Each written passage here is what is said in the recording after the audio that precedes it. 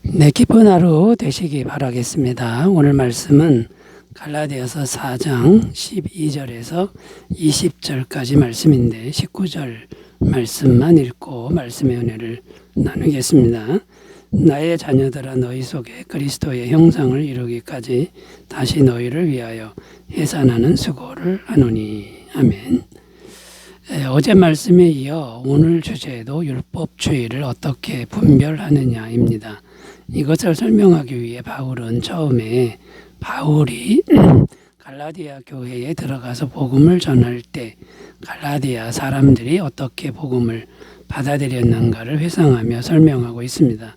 그때 율법을 전혀 지키지 않았어도 참 좋았지 않느냐는 것인데 갈라디아 교인들은 바울에게 눈이라도 빼어줄 정도로 친밀했었다고 말하고 있습니다. 15절을 읽습니다. 너희의 복이 지금 어디 있느냐? 내가 너희에게 증언하노니 너희가 할 수만 있었더라면 너희의 눈이라도 빼어 나에게 주었으리라.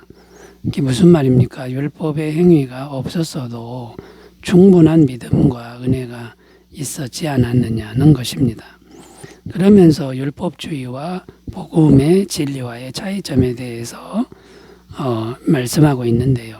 오늘은 율법주의와 복음의 진리의 차이점은 어떤 것이 있는지를 살펴보며 말씀의 은혜를 나누도록 하겠습니다. 율법과 이신득이의 차이점 첫 번째는요.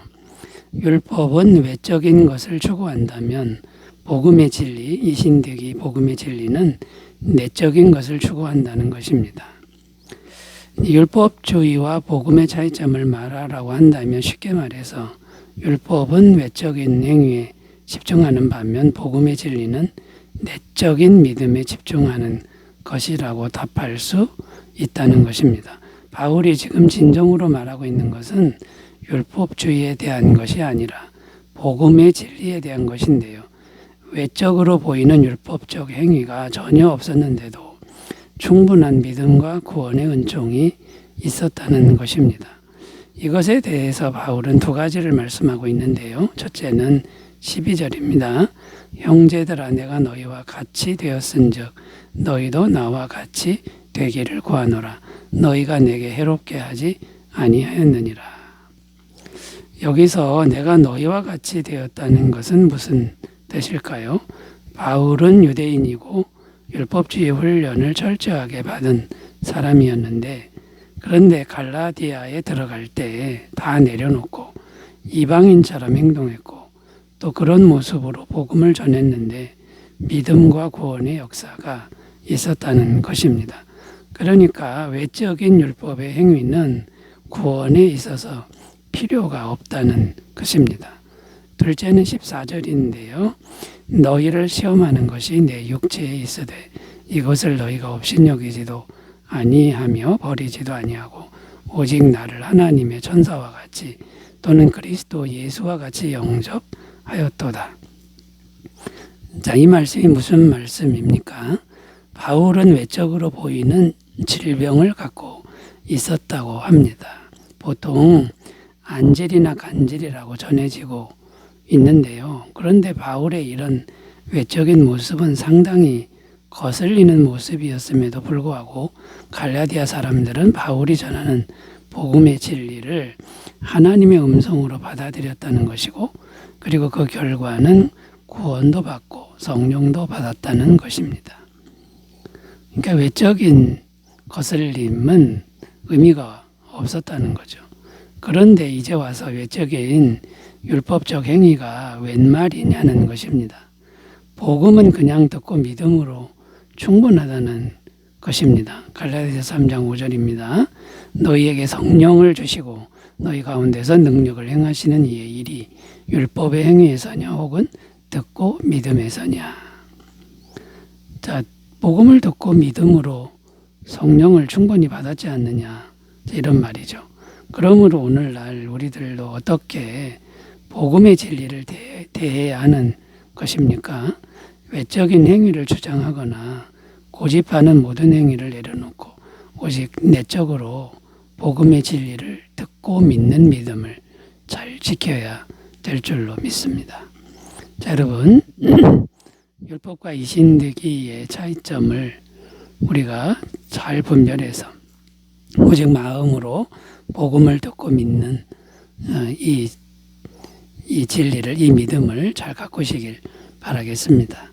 자, 두 번째로 가보겠습니다. 율법과 복음, 이신되기 복음의 차이점 뭐가 있을까요? 두 번째는 율법은 결국 사람의 힘과 능력을 의지하게 하지만 복음의 진리는 오직 그리스도의 능력과 은혜를 의지하게 만든다는 것입니다. 율법주의와 복음의 차이점을 생각할 때 또 생각할 수 있는 것은 누구를 의지하느냐의 문제입니다.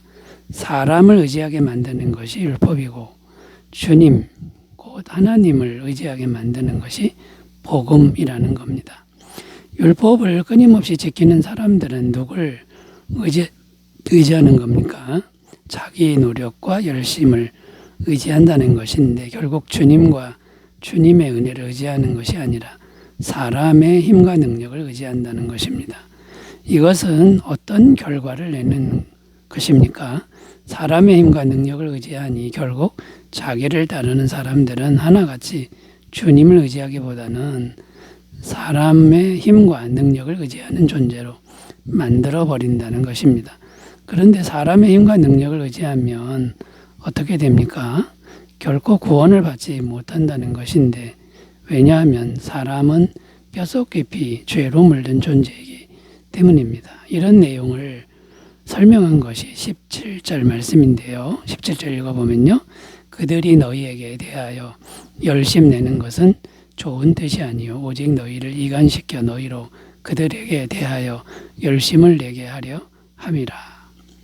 자, 여기 보면 너희로 그들에게 대하여 열심을 내게 하려 함이라 이렇게 말씀하는데 이 말씀의 의미는 쉽게 말해 자기 사람 만들려고 하는 것이다 라는 것입니다. 결국 율법주의는 주님을 따르게 하지 못하고 사람을 따르게 만들게 되고 그 결과 주님의 능력과 은혜를 의지하지 못하게 되고 사람의 힘과 능력만을 의지하게 만들어서 구원을 못 받는다라는 겁니다. 반면 이신되기의 진리, 이 복음의 진리를 믿는 사람들은 누굴 의지합니까? 오직 믿음으로 주님만 의지하죠. 주님의 능력과 주님의 은혜만을 의지한다라는 겁니다. 그렇기 때문에 자기도 주님을 의지하고 옆에 있는 사람, 그 복음을 전하는 사람들에게도 주님만 의지하라고 말한다는 것이죠. 그러면 주님의 능력과 은혜는 어떠합니까? 전능하고 무한하시기 때문에 어떠한 죄인들도 다 구원을 받게 할 수 있다라는 것입니다.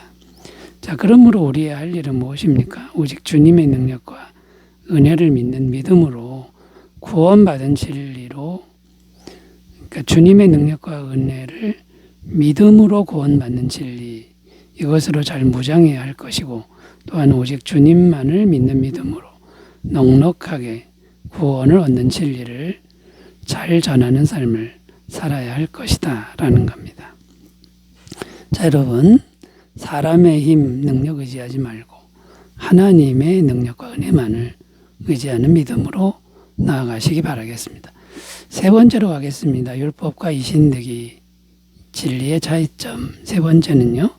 율법은 마음속에 그리스도의 형상을 이루게 하지 못하지만 복음의 진리는 마음속에 그리스도의 형상을 이루게 한다는 것입니다.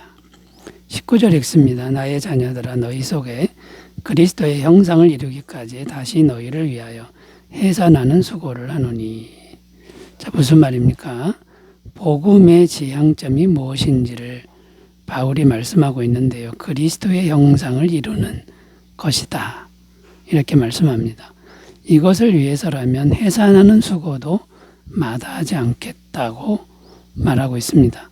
그러면 그리스도의 형상은 어떤 것을 의미하는 걸까요? 그리스도의 성품을 의미하는 것인데요. 그리스도의 성품이 우리 안에 이루어지기 위해서는 항상 그리스도의 마음이 우리 마음에 들어와야 한다는 것입니다. 이런 의미에서 구체적으로 어떤 것이 있을까요? 그리스도의 마음이 우리 안에 들어오는 구체적인 것. 첫 번째는 성령의 열매입니다. 갈라디아서 5장 22절 23절 오직 성령의 열매는 사랑과 희락과 화평과 오래 참음과 자비와 양선과 충성과 온유와 절제니. 자, 이러한 성령의 열매들이 곧 예수님의 마음인 것이죠. 이 성령의 열매를 마음에 자꾸 받아들여야 한다는 겁니다. 둘째는 그리스도의 겸손한 마음과 순종의 마음이라는 겁니다. 내 마음이 아니라 그리스도의 겸손, 그리스도의 순종의 마음이라는 거죠. 빌립보서 2장 5절 8절입니다. 너희 안에 이 마음을 품으라. 곧 그리스도 예수의 마음이니 그는 근본 하나님의 본체이신 하나님과 동등됨을 취할 것으로 여기지 아니하시고 오히려 자기를 비워 종의 형체를 가지사 사람들과 같이 되셨고 사람의 모양으로 나타나사 자기를 낮추시고 죽기까지 복종하셨으니 곧 십자가에 죽으심이라. 자, 이렇게 하나님 앞에서 순종하고 겸손한 예수님의 마음을 자꾸만 받아들여야 한다는 거고요. 세 번째는 하나님과의 친밀한 교통인데 교통함 없이 주님의 마음은 우리 마음에 임할 수 없다는 겁니다. 빌립보서 4장 6절 7절 아무것도 염려하지 말고 다만 모든 일에 기도와 간구로 너희 구할 것을 감사함으로 하나님께 아뢰라. 그리하면 모든 지각에 뛰어난 하나님의 평강이 그리스도 예수 안에서 너희 마음과 생각을 지키시리라. 자, 이렇게 모든 일에 기도하다 보면 하나님의 평강, 하나님의 마음이 계속 우리 속에 들어와서 그리스도의 형상을 이룬다라는 겁니다. 자, 그런데 율법은 이런 것이 없어도 그리스도의 마음을 받아들이는 것이 없어도 된다는 겁니다. 외적인 행위와 형식을 지키기만 하면 되는 게 율법주의입니다. 바리새인들을 예를 들 수 있는데 겉은 경건한 행위가 가득했지만 속은 이기심과 탐욕과 자기자랑과 교만이 가득했다라는 것입니다. 그러므로 항상 이 신대기 진리를 믿음으로 그리스도의 마음을 잘 받아들여 그리스도의 아름다운 형상을 이루시기를 바라겠습니다. 기도합니다. 하나님 아버지 감사합니다. 우리가 이 신대기 믿음으로 예수님의 마음을 잘 받아들이게 하옵소서. 예수님의 이름으로 기도드립니다. 아멘. 감사가 넘치시기 바라겠습니다. 감사합니다.